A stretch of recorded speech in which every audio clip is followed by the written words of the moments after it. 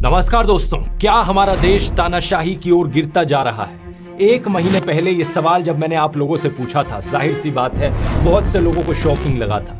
लेकिन किसी भी सच्चे देशभक्त के लिए जो सही मायनों में देश की परवाह करता है, उसके लिए सवाल बहुत जरूरी है। कुछ लोगों को डाउट हुआ था कि क्या सही में ऐसा हो रहा है या नहीं हो रहा, लेकिन पिछले एक महीने में जो कुछ हुआ है देश में, उसे देखकर तो यकीनन आपकी आंखें खुल जानी चाहिए। दिल्ली के चीफ मिनिस्टर अरविंद केजरीवाल को बिना मनी ट्रेल और बिना कन्विक्शन के अरेस्ट कर लिया गया। 3 में से 2 इलेक्शन कमिश्नर्स को प्रधानमंत्री मोदी की मर्जी के अनुसार अपॉइंट किया गया। इलेक्टोरल बॉन्ड्स, इतिहास के सबसे बड़े घोटाले की खबरों को टीवी चैनलों से और अखबारों से गायब कर दिया गया। देश की सबसे बड़ी ऑपोजिशन पार्टी कांग्रेस कह रही है कि उनके बैंक अकाउंट्स को फ्रीज किया जा चुका है, वो कैंपेन नहीं कर पा रहे। सालों पुराने केसेस को लेकर इलेक्शन से एकदम पहले इनकम टैक्स डिपार्टमेंट ने इन पर 1700 करोड़ का फाइन लगा दिया। रिपोर्ट किया जा रहा है कि कम्युनिस्ट पार्टी पर भी 11 करोड़ का फाइन लगा दिया। देश भर से खबरें आ रही हैं कि कैसे ऑपोजिशन के कैंडिडेट्स डिक्लेयर होते ही उन पर ईडी और आईटी के नोटिस आ जा रहे हैं। और कांग्रेस का तो ये तक कहना है कि उन्हें अखबारों में पेड एडवर्टाइजमेंट्स छापने तक नहीं दिया जा रहा। इसको छपवाने के लिए हमने नीचे अपना नाम भी दिया, सारा ब्यौरा दिया कि चंदा दो धंधा लो चल रहा था। इस विज्ञापन को छापने से मुख्य जो अखबार थे उन्होंने मना कर दिया। ये क्या हो रहा है देश में? क्या इस तरीके से इलेक्शंस लड़ी जाएंगी? हम लोग क्या कर सकते हैं यहाँ पर देश की डेमोक्रेसी को बचाने के लिए? इन सब सवालों के जवाब इस वीडियो में जानते हैं। और कुछ लोग जिन्हें अभी भी लगता है कि डेमोक्रेसी सुरक्षित है देश में अभी भी, या फिर जिन्हें लगता है कि तानाशाही अच्छी चीज होगी देश के लिए, इनके सवालों को भी आंसर करते हैं।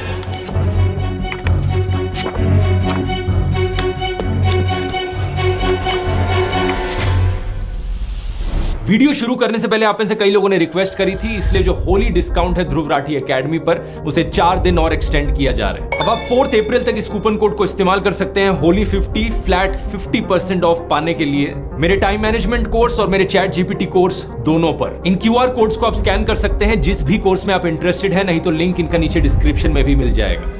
शुरुआत करते हैं अरविंद केजरीवाल के अरेस्ट से। यह आजाद भारत के इतिहास में पहली बार है कि किसी सिटिंग चीफ मिनिस्टर को अरेस्ट किया गया हो, और वो भी तब जब कोर्ट में कोई गुनाह साबित तक नहीं हुआ। इससे पहले दिल्ली के एजुकेशन मिनिस्टर मनीष सिसोदिया को अरेस्ट किया था, दिल्ली के हेल्थ मिनिस्टर सत्येंद्र जैन को अरेस्ट किया था, आम आदमी पार्टी के MP संजय सिंह को अरेस्ट किया था, और ये सब लोग आज भी जेल में बंद हैं। मनीष सिसोदिया को 1 साल से ऊपर होने को हो रहा है और सत्येंद्र जैन को तो 2 साल होने को हो रहे हैं जेल में बंद रहे। सबसे हैरानी की बात यह है कि इनमें से किसी का भी गुनाह कोर्ट में साबित नहीं हुआ है। ईडी का आरोप है कि आम आदमी पार्टी के लीडर्स को 100 करोड़ रुपए की रिश्वत दी गई in exchange of undue benefits Delhi की एक्साइज पॉलिसी के तहत। लेकिन पार्टी की पॉलिटिशियन आतिशी कहती है कि 2 साल से ईडी और CBI इस केस को इन्वेस्टिगेट किए जा रहे हैं, 500 से ज्यादा रेड कर चुके हैं, 1000 से ज्यादा विटनेसेस ला चुके हैं, लेकिन अभी तक एक भी सबूत इन्हें नहीं मिला इस चीज का जो साबित कर पाए कि आम आदमी पार्टी या इनके मिनिस्टर्स ने कुछ गलत किया हो। मनीष सिसोदिया के लॉयर ने यही चीज बताने की कोशिश करी थी दिल्ली हाई कोर्ट को कि यहाँ पर कोई मनी ट्रेल नहीं है। इनफैक्ट इस पॉलिसी से देश की जनता को फायदा हुआ क्योंकि सरकार का रेवेन्यू बढ़ गया था इस पॉलिसी की वजह से, जिसको बाद में इस्तेमाल किया जा सकता स्कूल और अस्पताल बनाने के लिए। तो सवाल ये उठता है कि अगर कोई सबूत ही नहीं है तो कोर्ट इन्हें बेल क्यों नहीं दे रहा? इसके पीछे कारण है PMLA, prevention of money laundering act का कानून। स्पेसिफिकली कहा जाए तो 2018 में जो इस कानून में अमेंडमेंट करी गई थी मोदी सरकार के द्वारा, इस अमेंडमेंट में सरकार ने बेल की कंडीशंस बदल दी, बेल लेने को और मुश्किल बना दिया। बाकी कानूनों में क्या होता है, innocent until proven guilty, bail मिलना आपका अधिकार कंसीडर किया जाता है। लेकिन PMLA में अब क्या हो गया है, गिल्टी अंटिल प्रूवन इनोसेंट, आपको तब तक बेल नहीं मिलेगी जब तक आप अपने आप को इनोसेंट ना साबित करो।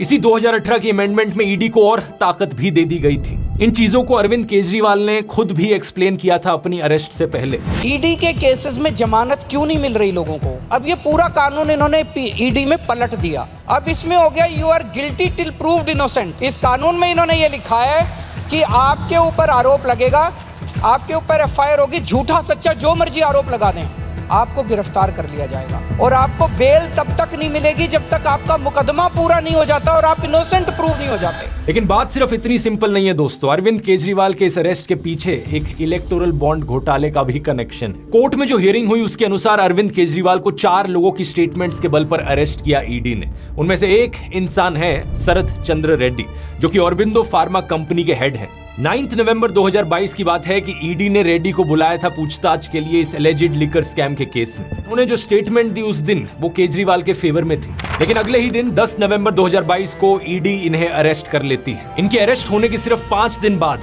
इनकी कंपनी ऑरबिंदो फार्मा ने 5 करोड़ रुपए का चंदा डोनेट किया बीजेपी को इलेक्टोरल बॉन्ड्स के जरिए। ये चीज हम जानते हैं इलेक्टोरल बॉन्ड डेटा को देखकर। आप क्रोनोलॉजी समझ लीजिए। ये करीब 6 महीने तक जेल में रहते हैं। अरविंद केजरीवाल ने कोर्ट में कहा कि इन्होंने 9 अलग अलग स्टेटमेंट्स दी इस 6 महीने के पीरियड में, जो कि सारी स्टेटमेंट्स केजरीवाल के फेवर में थी। उसकी अरेस्ट हुई, उसके बाद उसके 9 स्टेटमेंट्स हो गए। मैं 9 स्टेटमेंट्स वो मेरे खिलाफ नहीं बोलता। उसके बाद 6 महीने उसको अरेस्ट करने के बाद 25 अप्रैल को वो टूट जाता है। लेकिन 25 अप्रैल 2023 को 6 महीने जेल में रहने के बाद अगली स्टेटमेंट जो देते हैं वो केजरीवाल के खिलाफ होती है। अगले ही महीने मई 2023 को ईडी इन्हें बेल दे देती है और जून 2023 में ये ईडी के अप्रूवर बन जाते हैं इस केस में। और बेल मिलने के करीब 6 महीने बाद इनकी कंपनी 25 करोड़ रुपए की और डोनेशन करती है बीजेपी को। अब देख रहे हो दोस्तों किस लेवल का खेल खेला जा रहा है। इलेक्टोरल बॉन्ड्स का डेटा हमें बताता है कि टोटल में इनकी कंपनी ने 52 करोड़ रुपीस की बॉन्ड्स खरीदी थी, जिनमें से 2/3 करीब 34 करोड़ रुपीस बीजेपी के पास गई, 15 करोड़ बीआरएस के पास और 2.5 करोड़ टीडीपी के पास। यही कारण कि आतिशी ने कहा कि इस एलिजिड लिकर स्कैम का जो मनी ट्रेल है वो आम आदमी पार्टी के पास नहीं बल्कि बीजेपी के पास जाता है। ये है मनी ट्रेल, शरद चंद्र रेड्डी की कंपनियों द्वारा दिया गया भारतीय जनता पार्टी के बैंक अकाउंट में पैसा। जो बाकी 3 लोग हैं जिनकी स्टेटमेंट्स की वजह से अरविंद केजरीवाल को अरेस्ट किया गया, उनकी कहानियों में भी ऐसी ही क्रोनोलॉजीज आपको देखने को मिलेंगी। शायद यही कारण कि अरविंद केजरीवाल एक के बाद एक समन्स मिस किए जा रहे थे ईडी के, और उन्होंने ईडी के इन सारे समन्स को इलीगल ठहराया। उनके अनुसार ईडी का मकसद सिर्फ और सिर्फ इन्हें किसी भी बहाने से अरेस्ट करना था, जिससे कि पार्टी को खत्म किया जा सके और दिल्ली और पंजाब की सरकारों को गिराया जा सके। एक 8 मिनट की ऑडियो रिकॉर्डिंग है इस केस की, जब अरविंद केजरीवाल खुद को कोर्ट में डिफेंड कर रहे थे। अगर आप वो सुनना चाहें तो उसका लिंक डिस्क्रिप्शन में है। अरविंद केजरीवाल के अरेस्ट पर रिएक्ट करते हुए कांग्रेस पॉलिटिशियन राहुल गांधी ने कहा, डरा हुआ तानाशाह एक मरा हुआ लोकतंत्र बनाना चाहता है। नेताओं को धमकाया जाता है, पैसे देकर सरकारों को गिराया जाता है, नेताओं को जेल में डाला जाता है। ये पूरी की पूरी मैच फिक्सिंग करने की कोशिश की जा रही है। मीडिया समेत सभी संस्थाओं पर कब्जा, पार्टियों को तोड़ना, कंपनियों से हफ्ता वसूली, मुख्य विपक्षी दल का अकाउंट फ्रीज करना और अब तो चुने हुए मुख्यमंत्रियों की गिरफ्तारी भी आम बात हो गई है। कांग्रेस पार्टी को यहां अलग तरीकों से खत्म करने की कोशिश करी जा रही है और ये कोशिश भी कई महीनों से जारी है। पिछले साल अगस्त के महीने में राहुल गांधी पर एक बहुत ही अजीबोगरीब डिफेमेशन केस किया गया, जिसके जरिए उन्हें डिस्क्वालीफाई करने की कोशिश करी गई थी। इस केस की मैंने डिटेल में इस वीडियो में बात करी थी, जिसमें सूरत के कोर्ट ने 2 साल की सजा सुनाई राहुल गांधी को।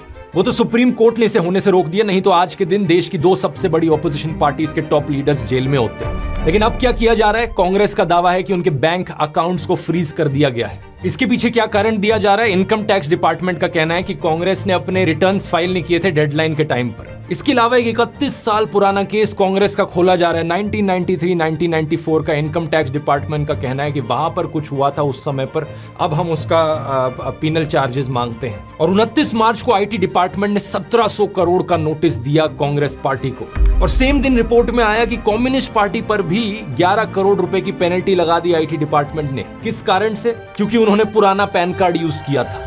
हर एक ऑपोजिशन पार्टी को इसी तरीके से टारगेट किया जा रहा है। इस ट्वीट को देखिए। टीएमसी पार्टी के कैंडिडेट साकेत गोखले ने लिखा कि पिछले 72 घंटे में इन्हें 11 अलग अलग इनकम टैक्स के नोटिस आ गए। कुछ तो 7-7 साल पहले के नोटिस हैं। क्या ऐसे होंगी देश में फ्री और फेयर इलेक्शंस? हालातों को देखकर इस फिल्म की याद आती है, द डिक्टेटर नाम की एक कॉमेडी फिल्म, जो कि एक सैटारिकल कहानी सुनाती है एक फिक्शनल डिक्टेटर की। रेस जीतने के लिए डिक्टेटर किसी भी हद तक जाने को तैयार है। आज जो भी ये सब हो रहा है देश में, इसकी खबर दुनिया भर में पहुंच रही है दोस्तों। पहले जर्मनी की तरफ से स्टेटमेंट आई, फिर अमेरिका ने स्टेटमेंट दी और अब तो यूनाइटेड नेशंस भी कहने लग रहा है। वो उम्मीद करते हैं कि इंडिया में लोग फ्री और फेयर तरीके से वोट कर पाएंगे, सबके राइट्स को प्रोटेक्ट किया जाएगा। सरकार के इन कारनामों की वजह से दुनिया भर में भारत की रेपुटेशन नीचे गिर रही है। कुछ बीजेपी के पॉलिटिशियंस तो अब ओपनली कह रहे हैं हम 400 से ज्यादा सीट लाना चाहते हैं ताकि हम देश का कॉन्स्टिट्यूशन बदल सके। इस खबर को देखो, 27 मार्च को शिवसेना ने अपने पॉलिटिशियन अमोल कीर्तिकर को कैंडिडेट घोषित किया। ये हुआ सुबह के 9 बजे और सिर्फ 1 घंटे बाद 10 बजे इन्हें ईडी का नोटिस आ गया। अमोल कीर्तिकर जी जैसे उनका नाम घोषित हुआ, उनको ईडी का समन्स आया। ये दबाव तंत्र है, ये डराने की कोशिश है। एनसीपी के लीडर प्रफुल्ल पटेल याद है, इन पर एक भारी आरोप लगाया गया था करप्शन केस का बीजेपी के द्वारा। 8 महीने पहले इन्होंने लेकिन अपनी पार्टी तोड़कर बीजेपी की अलायंस ज्वाइन कर ली थी और इसका नतीजा क्या हुआ? 29 मार्च की इस खबर को देखो। जो भी केस सीबीआई ने चलाया था इनके खिलाफ, उसे अब बंद कर दिया गया। अब मोदी सरकार कहती है कि यहाँ कोई करप्शन नहीं था। ऐसे ही बहुत से और केसेस हैं, जैसे कि नवीन जिंदल का केस देखो। ये कांग्रेस के कैंडिडेट थे, इन पर कोलगेट स्कैम का आरोप लगा था, लेकिन 25 मार्च को बीजेपी ज्वाइन करते हैं और अचानक से इन्हें बीजेपी का टिकट मिल जाता है। ये सब देखने के बाद भी कुछ लोग इतने बेशर्म हैं कि वो फिर भी कहते हैं, अरे अगर ये नहीं तो और कौन। हालत देख रहे हो देश में क्या हो गई है। हालत ये हो गई है कि कोई भी और ऑप्शन यहाँ पर बेहतर है। देश में इलेक्शंस को फेयर तरीके से कंडक्ट करवाने की रिस्पॉन्सिबिलिटी आती है इलेक्शन कमीशन के ऊपर, लेकिन वहां अपनी अलग कहानी चल रही है। 9 मार्च 2024 को इलेक्शन कमिश्नर अरुण गोयल ने अपनी पोस्ट से रिजाइन कर दिया। Chief election commissioner Rajiv Kumar का कहना था कि उन्होंने ये इस्तीफा दिया क्योंकि हेल्थ कंसर्न्स थे उनको, लेकिन द हिंदू अखबार के अनुसार उनके पास के जो लोग थे उनका कहना है कि एक्चुअली में अरुण गोयल की जो हेल्थ थी वो परफेक्ट थी। कारण इसके पीछे ये बताया जा रहा है कि chief election commissioner Rajiv Kumar और इलेक्शन कमिश्नर अरुण गोयल के बीच में असहमतियां थी। अब इसके अलावा एक और इलेक्शन कमिश्नर की पोस्ट खाली पड़ी थी। देश में 3 इलेक्शन कमिश्नर्स होते हैं। इनके रेजिग्नेशन के बाद 2 पोस्ट खाली हो गई। 2 नए इलेक्शन कमिश्नर्स को कैसे अपॉइंट किया जाए और कौन अपॉइंट करेगा? मैंने पिछले वीडियो में आपको बताया था कि मार्च 2023 में 5 जज कॉन्स्टिट्यूशन बेंच था सुप्रीम कोर्ट का, जिन्होंने ऑर्डर किया कि इलेक्शन कमिश्नर्स की अपॉइंटमेंट होनी चाहिए 3 लोगों की कमेटी के द्वारा, prime minister, leader of opposition और चीफ जस्टिस ऑफ इंडिया। लेकिन मोदी सरकार करीब 3.5 महीने पहले एक नया कानून लाई यहाँ पर और कहा कि नहीं, इलेक्शन कमिश्नर्स की अपॉइंटमेंट में चीफ जस्टिस नहीं होंगे, हमारी ही सरकार का यूनियन मिनिस्टर होगा और प्राइम मिनिस्टर होंगे और एक लीडर ऑफ ऑपोजिशन सही। इसके अनुसार 2 नए इलेक्शन कमिश्नर्स अपॉइंट किए जाते हैं। 3 लोगों की जो कमेटी बनाई गई उसमें थे प्रधानमंत्री मोदी, दूसरे थे होम मिनिस्टर अमित शाह और तीसरे थे एक ऑपोजिशन पॉलिटिशियन अधीर रंजन चौधरी। लेकिन इस अपॉइंटमेंट के वक्त भी प्रॉपर प्रोसीजर नहीं फॉलो किया गया। अधीर रंजन चौधरी ने कहा कि एक रात पहले उन्हें 212 नामों की लिस्ट दी गई और मीटिंग से एकदम पहले उन्हें 6 नामों की शॉर्टलिस्ट दी गई और उन्हें समय ही नहीं दिया गया जज करने के लिए कि किसे अपॉइंट करना चाहिए, उनका बैकग्राउंड क्या है, लोगों का उनका एक्सपीरियंस कितना है, उनकी इंटीग्रिटी कितनी है। प्रधानमंत्री मोदी और अमित शाह ने अपनी मर्जी से इन 2 इलेक्शन कमिश्नर्स को अपॉइंट कर दिया। सुप्रीम कोर्ट ने अपनी तरफ से कंसर्न जरूर एक्सप्रेस किया कि यह गलत है कि इस तरीके से सही डिटेल्स नहीं दिखाई गई, लेकिन उसके अलावा कोर्ट ने कोई एक्शन नहीं लिया। कोर्ट ने कहा कि बहुत केओस हो जाएगा अगर हम 2 अपॉइंटमेंट्स को रोक दे तो कौन थे ये 2 नए इलेक्शन कमिश्नर्स जिन्हें अपॉइंट किया गया? पहले थे ज्ञानेश कुमार, एक रिटायर्ड आईएएस ऑफिसर जो कि एक्चुअली में 2016 से 21 के बीच में होम मिनिस्ट्री के अंदर काम करते थे अंडर अमित शाह। दूसरे हैं सुखबीर संधू जो कि रिटायर्ड आईएएस ऑफिसर है और 2014 से लेकर 2023 के बीच में इन्होंने पहले ministry of human resource development में काम किया, चेयरपर्सन ऑफ NHAI रहे और चीफ सेक्रेटरी रहे उत्तराखंड के। क्या इन इलेक्शन कमिश्नर से एक्सपेक्ट किया जा सकता है कि ये फेयर तरीके से लोकसभा की इलेक्शंस कंडक्ट करवाएंगे? ये टाइम ही बताएगा। अब हमारे देश में अगर कोई इंस्टीट्यूशन सही तरीके से काम नहीं कर रहा है तो जिम्मेदारी जुडिशरी पर आती है, लेकिन देश के कोर्ट्स में भी जो कहानी चल रही है वो भी ज्यादा अलग नहीं है। 8 मार्च को एक बहुत ही शॉकिंग केस देखने को मिला। कैलकाटा हाई कोर्ट के जज अभिजीत गांगोपाध्याय ने अपनी पोजीशन से रिजाइन कर दिया और कुछ ही दिनों बाद फॉर्मली भारतीय जनता पार्टी को ज्वाइन कर लिया। इन्होंने खुद एडमिट किया कि रेजिग्नेशन से पहले ही इन्होंने बीजेपी को अप्रोच किया था और एक रीसेंट इंटरव्यू में इन्होंने बताया कि इन्हें बड़ी मुश्किल होती है गांधी और गोडसे के बीच चुनने में। ऐसे जजेस अगर पॉलिटिकल पार्टीज के कांटेक्ट में रहेंगे तो क्या हमारी जुडिशरी को आजाद कहा भी जा सकता है? आप ही बताइए। कोर्ट कचहरी के सिस्टम में अक्सर एक बात बार बार दोहराई जाती है, bail is the rule, jail is an exception. इसका मतलब है कि बेल मिलना अधिकार है लोगों का, लेकिन आज के दिन चीफ जस्टिस ऑफ इंडिया कह रहे हैं कि डिस्ट्रिक्ट कोर्ट्स में जेल रूल बनता जा रहा है। लोअर कोर्ट्स के जजेस बेल देने से झिझक रहे हैं। एडवोकेट दुष्यंत दवे के अनुसार जजेस पर प्रेशर है, एक डर का माहौल है, जजेस को अपनी फैमिलीज की चिंता होती है। अब कुछ लोग कहेंगे कि अगर देश में हालत सही में इतनी बुरी है तो मैं ये वीडियो कैसे बना पा रहा? अगर देश सही में डिक्टेटरशिप की ओर गिरता जा रहा है तो मेरा मुंह बंद कैसे नहीं कराया गया अभी तक? अगर लोकतंत्र खत्म हो जाए तो ऐसी चीज चल ही नहीं सकती है यहाँ पे। द प्रिंट के शेखर गुप्ता ने भी यही आर्ग्यूमेंट उठाया था मेरे पिछले वीडियो के बाद। इन सब लोगों के लिए मेरा एक सवाल है, स्क्रीन पर इस वीडियो को देखो और मुझे बताओ कि ये गाड़ी टूटी हुई है या सही सलामत है। अब अब कोई भी नॉर्मल इंसान कहेगा ऑब्वियसली भाई टूटी हुई गाड़ी है, लेकिन शेखर गुप्ता का लॉजिक अगर यहाँ इस्तेमाल किया जाए तो वो कहेंगे देखो गाड़ी में ड्राइवर बैठा है, गाड़ी चल रही है, इसका मतलब गाड़ी सही सलामत है। कोई सेंस है इस बात का? मेरा मुंह बंद नहीं हुआ अभी तक, इसकी खुशी मना रहे हो, और उनका क्या जिनका मुंह बंद ऑलरेडी कराया जा चुका है। इस न्यूज हेडलाइन को देखिए, 6 लोगों को अरेस्ट किया गया और 100 से ज्यादा FIRs कराई गई सिर्फ इसलिए क्योंकि लोग पोस्टर चिपका रहे थे मोदी हटाओ देश बचाओ के। लेट पवन जायसवाल पर 4 सेक्शंस के अंडर केसेस फाइल किए गए सिर्फ इसलिए क्योंकि उन्होंने ये रिपोर्ट किया स्कूल में मिड डे मील के तौर पर बच्चों को नमक के साथ रोटियां खिलाई जा रही हैं। ये एक बहुत बड़ी लॉजिकल फैलेसी है जिसे फॉल्स डिलेमा कहा जाता है। चीजों को जबरदस्ती ब्लैक एंड व्हाइट बना देना कि या तो देश एक डेमोक्रेसी है या फिर एक डिक्टेटरशिप है, बीच में कुछ हो ही नहीं सकता। मैंने कभी नहीं कहा था कि देश ऑलरेडी 100% डिक्टेटरशिप बन गया। मैंने कहा था देश डिक्टेटरशिप की ओर गिर रहा है और अभी भी यही कह रहा हूं। ये डेमोक्रेसी और डिक्टेटरशिप ये एक स्पेक्ट्रम है, एक स्केल है बहुत बड़ा। अलग अलग तरीके हैं जो डेमोक्रेसी मेजर करने के, वो भी 0 to 10 के बीच में नंबर देते हैं। अलग अलग टर्म्स का इस्तेमाल किया जाता है। अगर बहुत अच्छी चल रही है देश में डेमोक्रेसी तो फुली फंक्शनल लिबरल डेमोक्रेसी, उसके बाद है वर्किंग डेमोक्रेसी, खराब है डेमोक्रेसी तो फ्लॉड डेमोक्रेसी, उसके बाद डेफिशिएंट डेमोक्रेसी, उसके बाद इलेक्टोरल ऑटोक्रेसी, फिर हाइब्रिड रेजिम और आखिर में अथॉरिटेरियन रेजिम जो एक्चुअल डिक्टेटरशिप। लोगों को अपनी गाड़ी की इतनी चिंता होती है कि एक छोटा सा स्क्रैच या डेंट भी लग जाता है ना, चिल्लाने लग जाते हैं, वो गुस्से में आ जाते हैं। और यहाँ डेमोक्रेसी की गाड़ी पर ऐसे डेंट मारे हैं, इस तरीके से धज्जियां उड़ा दी गई हैं इस गाड़ी की कि लोग हैरान है देखकर कि गाड़ी अभी भी चल कैसे पा रही है। अगर आप अपने आप को देशभक्त कहते हो और गाड़ी की ये हालत देखकर भी अपनी आवाज नहीं उठाते तो क्या आप देशभक्त कहलाने लायक भी हो?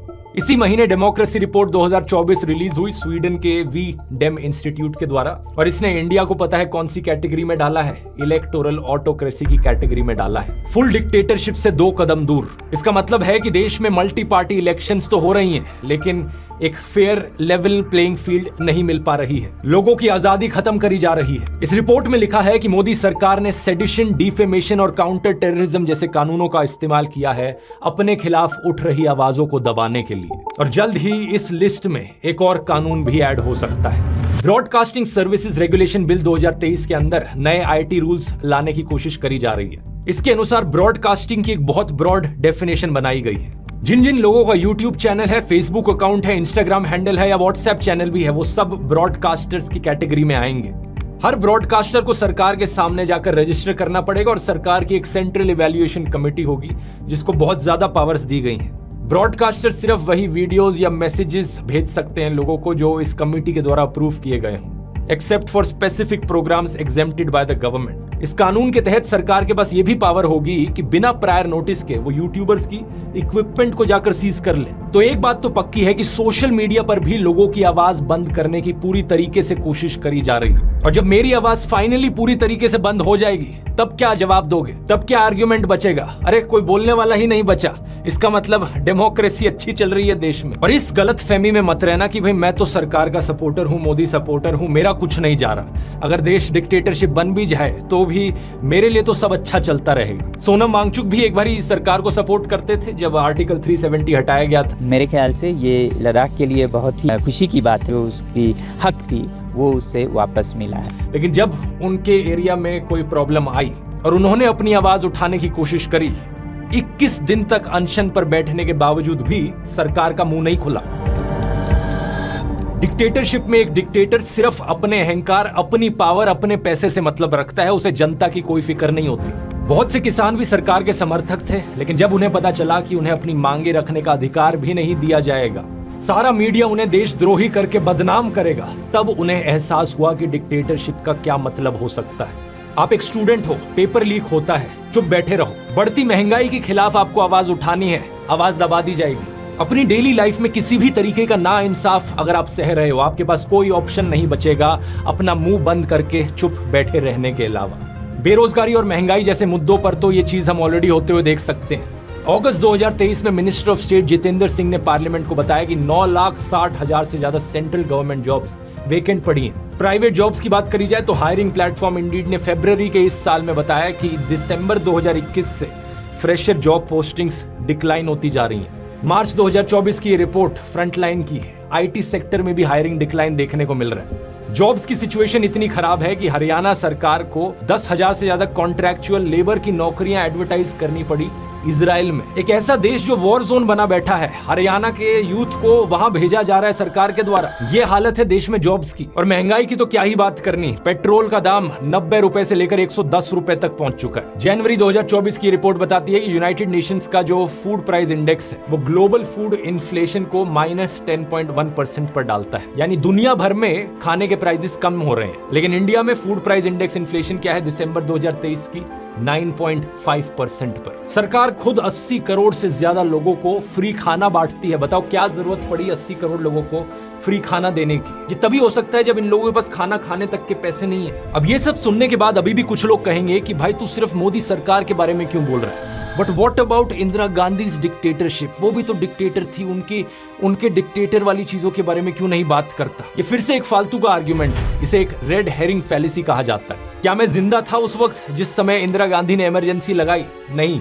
अगर होता तो मैं यही वीडियोस बना रहा होता। और अभी भी इनफैक्ट मैंने एक पूरा वीडियो बनाया है इंदिरा गांधी की इमरजेंसी के ऊपर, बताया है कि कैसे वो डेमोक्रेसी के ऊपर एक काला धब्बा था। लेकिन कल की प्रॉब्लम्स गिनाकर आज की प्रॉब्लम्स ठीक नहीं हो जाएंगी। उस वक्त जो हुआ वो बहुत गलत था और इस वक्त जो हो रहा है वो भी बहुत गलत है। उस वक्त कुछ लोगों के बहादुर संघर्ष की वजह से डेमोक्रेसी को बचा लिया गया देश में, लेकिन आज कौन बचाएगा देश को? मीडिया को खरीदा जा चुका है, हर इंस्टीट्यूशन कॉम्प्रोमाइज हो चुका है, ऑपोजिशन लीडर्स का अरेस्ट किया जा चुका है। बचा कौन? बचे हम लोग, देश के लोग, we the people of India. हम हैं आखिरी उम्मीद। जैसे इमरजेंसी के समय में लोगों ने भारी संख्या में अपनी आवाज उठाई थी और उसके बाद जो इलेक्शंस हुई उसमें इंदिरा गांधी को हरा दिया था, उसी जज्बे से आज देश की जनता को इस अनडिक्लेयर्ड इमरजेंसी के खिलाफ आवाज उठाने की जरूरत है। अगर आप भारत माता की जय कहते हो तो भारत माता को बचाने के लिए तैयार भी रहो। अगर गांधी जी, भगत सिंह, नेताजी बोस की रिस्पेक्ट करते हो तो उनके जैसा जज्बा भी लेकर आओ। जो आजादी उन्होंने अपना खून पसीना बहाकर दिलवाई है,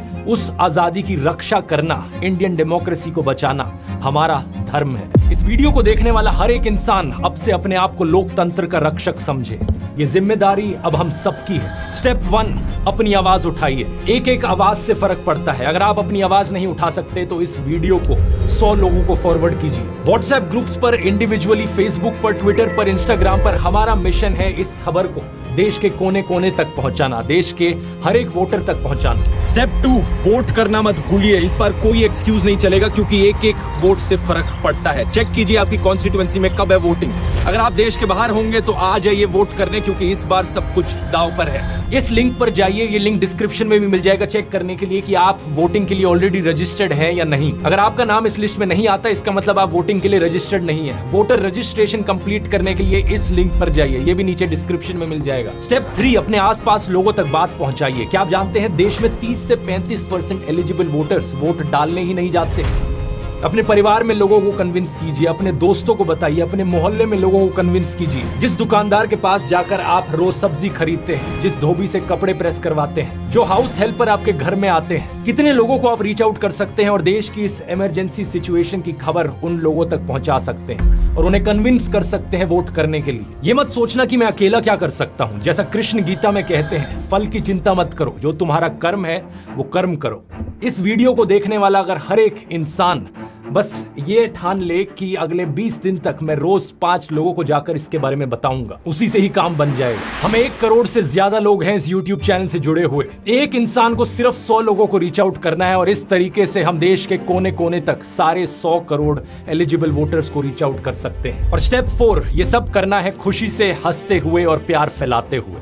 जोर से हंसना ताकि आपकी हंसी तानाशाह के अहंकार को डुबा दे। प्यार का दरिया बहाना है जिससे नफरत और अविश्वास का सब कीचड़ हट जाए। तो इन 4 चीजों को याद रखना, अपनी आवाज उठानी है, वोट करना है, दूसरों को वोट करवाना है और हंसना और प्यार फैलाना है। बस इतनी सी जरूरत है। हम देश को बचा सकते हैं, हम देश को बचाएंगे। इनकलाब जिंदाबाद। जय हिंद।